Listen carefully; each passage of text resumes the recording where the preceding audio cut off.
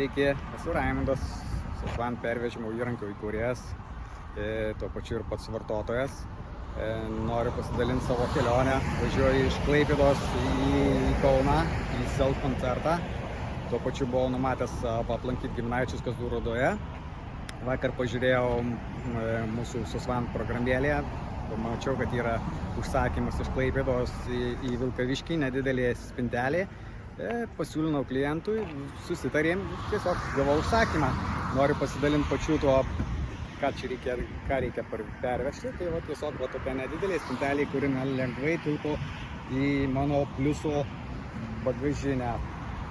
Pervežimo biudžetas 28 eurai, mane tikrai tenkina.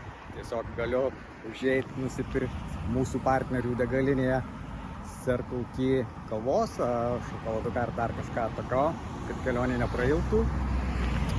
Tai noriu paminėti, kad tikrai rekomenduoju registruotis prie mūsų pervežimo įrankio, stebėti, žiūrėti, gal prie jūsų kelionės kažkas tinkamo bus. Tikrai galite užsidirbti papildomų pinigų, kelionpinigų, kurie tikrai niekad nepamaišys jums.